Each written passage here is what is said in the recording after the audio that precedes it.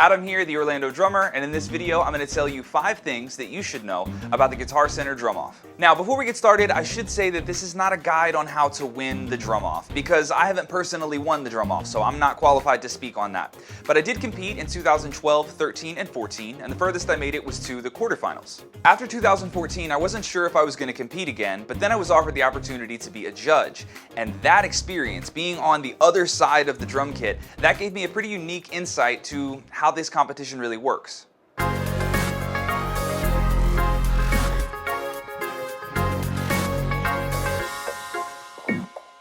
Number 1, the Drum Off is an excellent networking event. If you've ever set foot in a Guitar Center during a Drum Off, you know that everyone flocks to the drum department. It gets packed with people.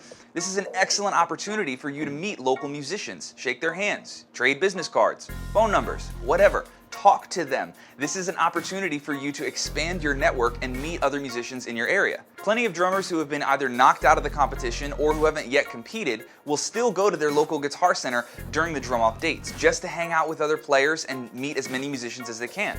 Trust me, that's a good idea. You'll also find that a lot of other musicians, like guitarists, bassists, and pianists, will go to the Drum Off specifically to see if they can meet a local drummer. So your solo could actually be an audition for your next gig. Even if you have no intention of winning the Drum Off, you should still treat it like a networking event, because in that respect, you still have a lot to gain even if you don't come close to winning.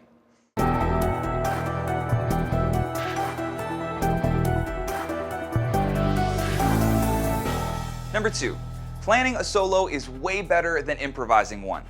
Now, this one gets a little tricky because it's not as if you have to memorize every note in a 3-minute or a 5-minute drum solo.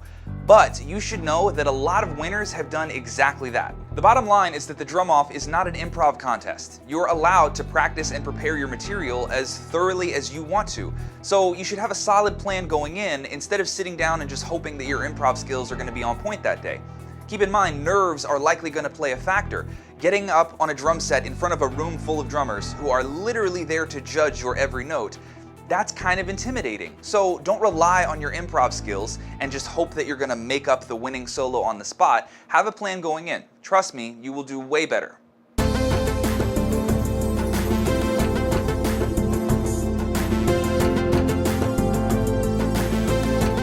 Number 3, use the scoring system to your advantage.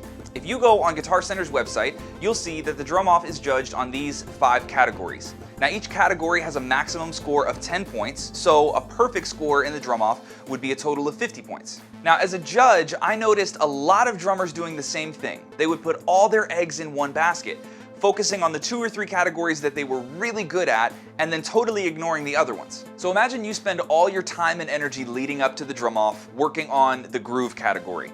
And you get there and you pull off a Steve Jordan and you get a 10 out of 10. But you get 4s in everything else.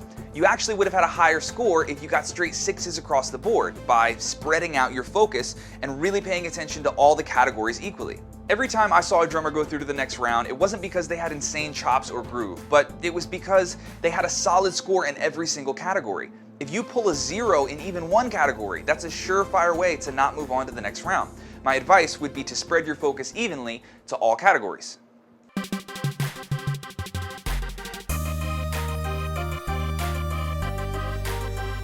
Number 4, there's a right way and a wrong way to approach showmanship.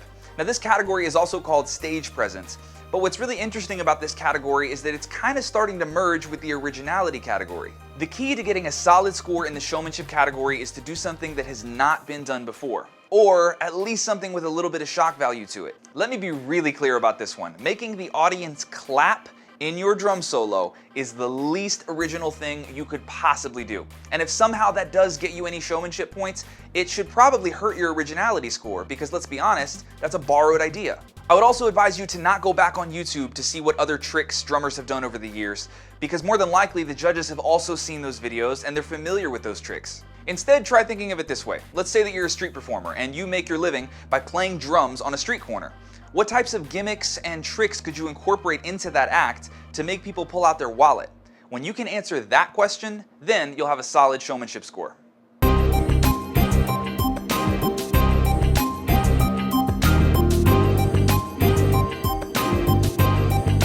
Number 5, it's not all about winning. If you're entering the drum off this year because you have every intention of winning, but at some point along the line you fall short of that goal, please know that you have not wasted your time. Take, for example, a sick drummer like Eric Imprada, who made it to the finals in 2012, but lost to one of the greatest soloists of all time, Juan Carlito Mendoza. Eric's solo is one of the most viewed drum-off videos on YouTube, and it's no secret that that was a career-defining moment for him. Now keep in mind, that drum-off exposure is only valuable to you if you're prepared to back it up with more work. 15 minutes of fame passes really quickly, so it takes some effort on your part to keep the spotlight on you once that drum-off buzz has sort of died down. If you're entering the drum off this year, I would encourage you to keep an open mind, a positive attitude, and to just appreciate the event for what it is. The drum off is actually the longest running promotional event in Guitar Center's history, and to have something like that in an industry as small as the drum industry is really cool. Take time to make friends, expand your network, have fun, and maybe even learn a thing or two, right? Adam here, the Orlando Drummer. Thank you for watching. I'll see you in the next video.